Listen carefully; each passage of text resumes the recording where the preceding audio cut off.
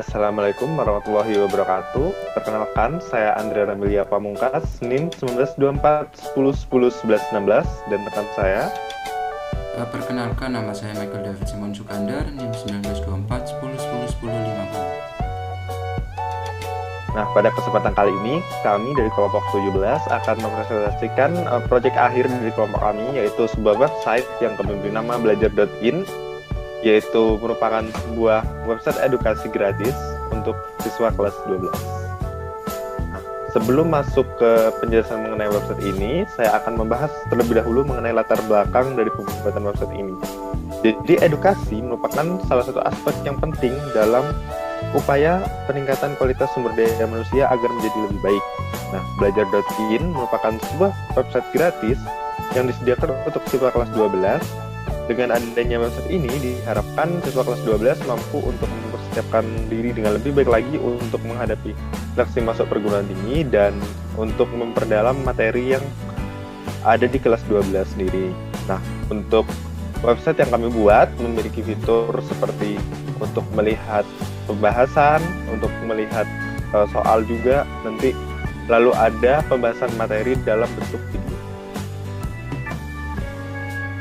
Oke, sekarang saya akan menjelaskan bagian utama dari website kami, yaitu bagian beranda. Di page beranda ini, usernya, bagaimana cara user untuk menggunakan fitur-fiturnya. Nah, user ini diberikan yang pertama informasi secara umum tentang belajar.in ini. Lalu user juga diberi apa saja keunggulan dari website kami ini. Lalu ada pilihan navigasi untuk menu login, menu daftar, dan juga menu masuk. Lalu user juga bisa mengklik button mulai untuk segera mendaftar atau membuat akun baru. Lalu fitur ini tentu saja dibuat dengan HTML untuk kerangkanya, CSS untuk tampilan tata letaknya, dan juga kami menempatkan JavaScript, yaitu membuat pop alert pada website ini. Jadi pada codingan kami ini, kami membuat ada nav untuk navbarnya. Jadi di bagian navbar ini ada kami menempatkan hyperlink ahref untuk nanti masuk ke page yang lain. Ada daftar dan masuk. Lalu ada untuk div class gambar, juga untuk gambar yang paling besar di sebelah kanan nanti. Lalu untuk yang bawahnya itu hanya tulisan-tulisan saja, dan kemudian kami membuat div class kotak gambar untuk keunggulan dari website kami itu. Jadi kami buat div class kotak gambar untuk kami jadi satu. Lalu untuk CSS nya bisa dibuka mungkin. Nah, untuk CSS nya seperti ini kurang lebihnya. Kami mengatur per kelasnya itu supaya tampilannya lebih enak dipandang. Jadi untuk navbar demikian. Lalu untuk buttonnya ke bawah juga.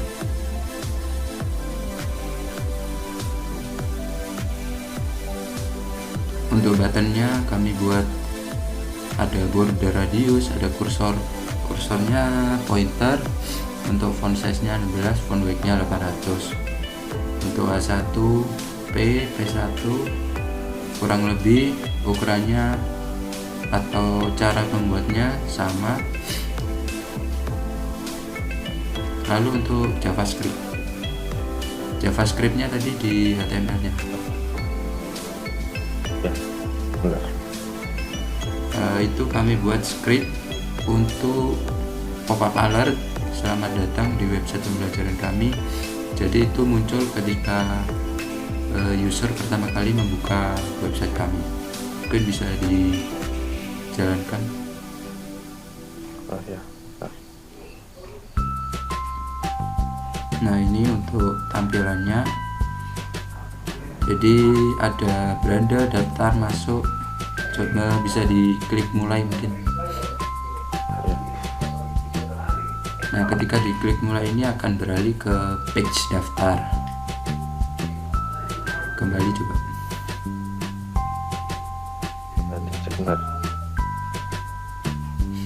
Nah, lalu kalau sudah pernah mendaftar, bisa langsung klik masuk. Nah, di klik masuk ini, di page masuk ini nanti user tinggal memasukkan nama dan passwordnya, lalu akan segera tertuju ke page selanjutnya. Mungkin bisa dilanjutkan, Andrea. Ya, selanjutnya saya akan menjelaskan mengenai daftar. Jadi daftar ini merupakan sebuah menu yang dapat digunakan oleh pengguna untuk melakukan pendaftaran atau pembuatan akun. Nah, cara penggunanya sendiri yaitu bisa dengan mengklik mulai pada tampilan beranda atau juga bisa mengklik daftar pada bagian bar navigasi. Nah, nanti pengguna akan diminta untuk mengisikan beberapa data seperti username, password, terus email, dan konfirmasi password.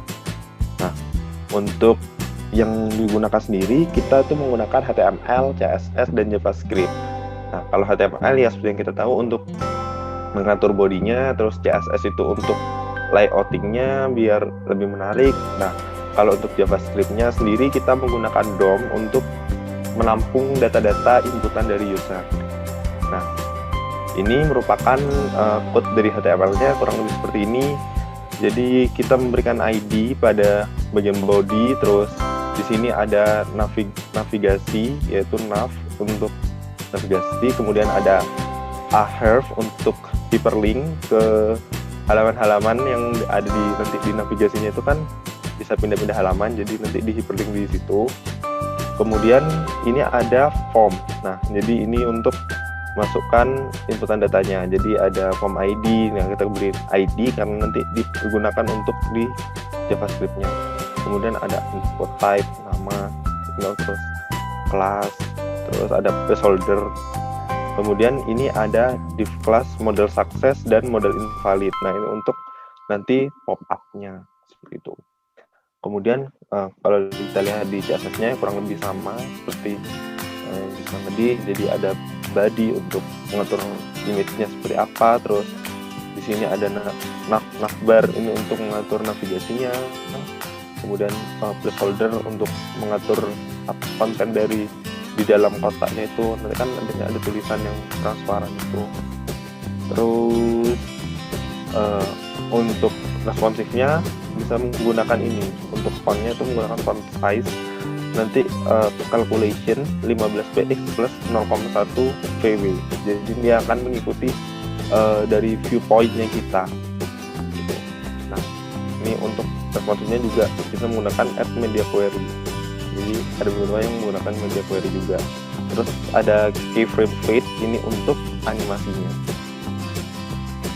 Kemudian, nah untuk JavaScript-nya kurang lebih seperti ini.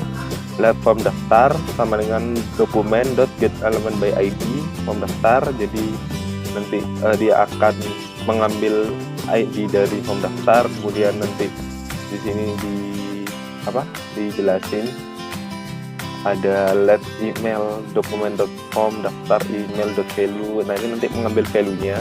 Kemudian ini nanti ada if, jadi email tidak sama dengan kosong, dan username tidak sama dengan kosong, password tidak sama dengan kosong, atau konversi tidak sama dengan kosong. Nah, itu maksudnya data-data yang diinputin tuh nggak boleh kosong. Jadi nanti kalau dia nggak kosong, dia bakalan muncul modal sukses. Tapi kalau invalid, nanti dia akan muncul data tidak boleh kosong, itu akan menampilkan modal invalid. Terus ini ada video location have untuk linknya, jadi nanti dia akan nge-link setelah dipencet masuk. Untuk tampilannya kurang lebih seperti ini.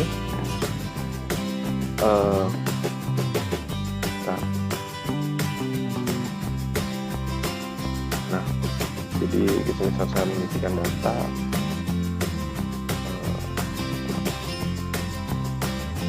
Kemudian di di sini saya coba skenario ketika password tidak sama dengan konfirmasi passwordnya. Nah, itu akan muncul tidak boleh kosong atau passwordnya tidak sesuai. Nah, kalau sudah sama, kita samakan. Nah, itu nanti akan muncul oh selamat Anda berhasil mendaftar. Kemudian akan terdirect ke menu masuk. Nah, untuk dimasuk sendiri kurang lebih untuk HTML dan CSS-nya itu sama. Jadi seperti ini ya, sama saja kurang lebih dengan daftar. Hanya saja kalau dimasuk itu cuman kita ada 2 box saja. Terus untuk yang CSS kurang lebih sama, CSS-nya juga maupun JS-nya juga sama-sama seperti ini. Jadi nanti cara menggunakannya kita masukin email. Kita masukin username saja ya, sini kita coba pakai username. Lalu misalkan passwordnya tidak saya isi, nah nanti username atau password Anda salah karena tidak pernah untuk diisi. Lalu kalau saya coba isi passwordnya, nah selamat Anda berhasil login. Mungkin David berikutnya. Baik, untuk page selanjutnya adalah page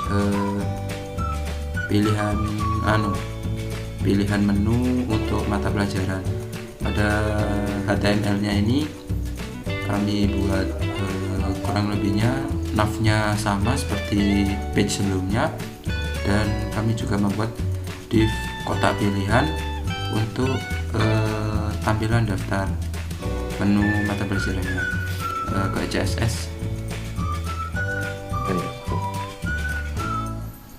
Untuk di CSS-nya navbarnya sama, body A-nya juga sama, kontainer mirip ke bawah mungkin.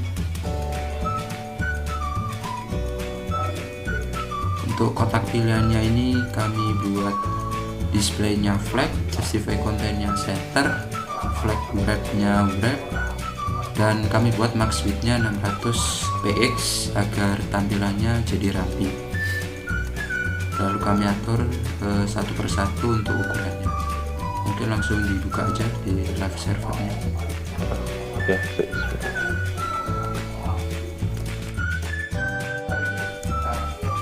nah ini user diberikan 3 pilihan. Tentu saja setelah user melakukan konfirmasi tentang akun yang sudah ia daftarkan. Jadi di sini ada menu pilihan mata pelajaran matematika, biologi, dan bahasa Inggris. Mungkin bisa dicoba matematika.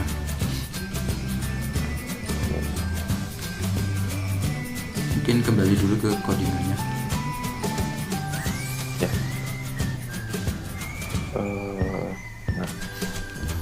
Untuk codingannya kami menggunakan HTML dan CSS saja.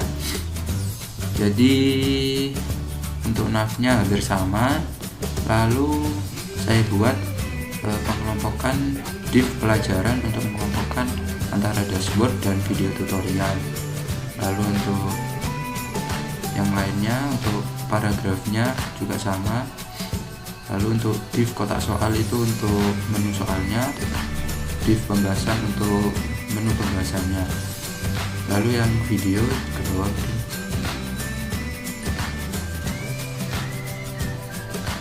Untuk kelas videonya juga kami buat pengelompokan juga supaya lebih rapi, dan kami buat untuk videonya iframe low full screen supaya user bisa melihatnya secara full screen maupun secara window. Mungkin bisa kembali ke websitenya. Nah, di sini ada menu dashboard dan menu video tutorial. Di mana menu dashboard tadi seperti yang sudah saya jelaskan, ada menu latihan soal dan pembahasan.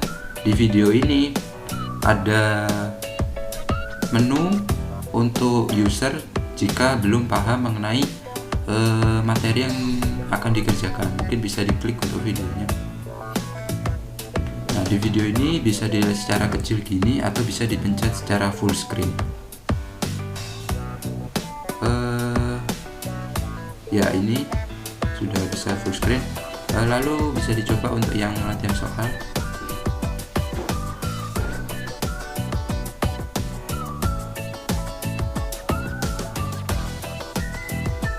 Nah, pada Setelah user mengklik menu pilih button kerjakan tadi, maka user akan langsung mendownload soal-soalnya seperti ini kurang lebih tampilannya. Lalu untuk mungkin pembahasannya,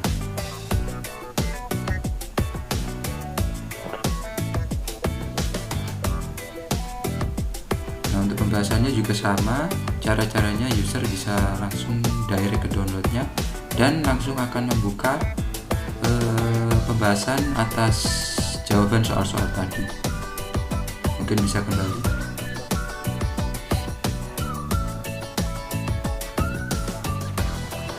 Nah, bisa mungkin ditunjukkan menu bahasa Inggris dan biologi juga mungkin.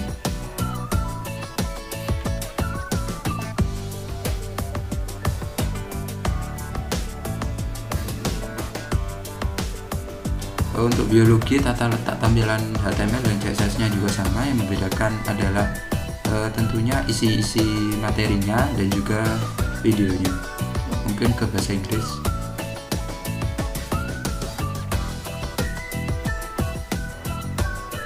Sama seperti biologi dan matematika, kami membuatnya tata letaknya sama dengan perbedaan isi materinya. Lalu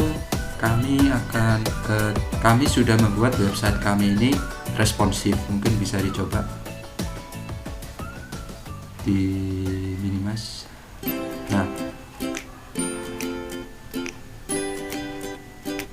Nah ini ukuran windownya sudah lebih kecil, namun tampilannya sudah kami perbaiki sehingga bisa dilihat lebih nyaman oleh user.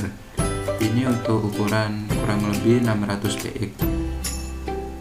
Jadi kami buat displaynya itu ke bawah supaya lebih terlihat jelas. Mungkin yang page pilihan. Nah untuk page pilihan kami juga buat responsif. Mungkin bisa diperbesar, diperkecil gitu supaya lebih jelas. Nah bisa dilihat ini kalau diperbesar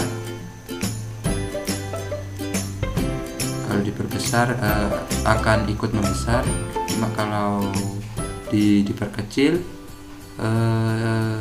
tampilan mata pelajarannya juga ikut mengecil, tetapi masih kami buat rapi dengan menggunakan media query. Mungkin yang beranda.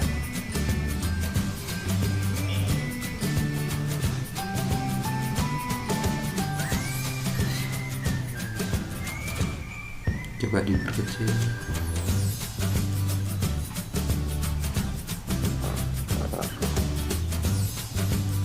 Nah ini kalau diperkecil, untuk keunggulannya kami buat displaynya tetap kelihatan besar, cuma kami buat ke bawah supaya user melihatnya juga masih tetap jelas, jadi tetap enak dilihat.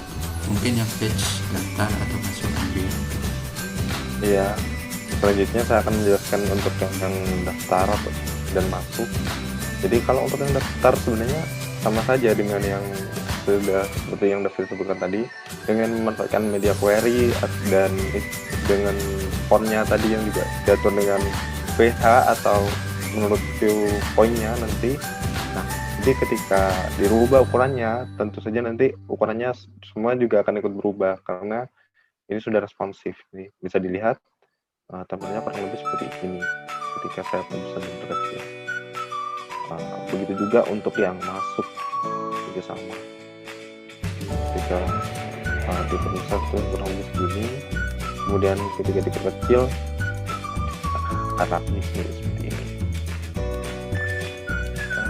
Selanjutnya adalah saya akan menjawab pertanyaan yang diberikan oleh pengampu mata kuliah dari web ini.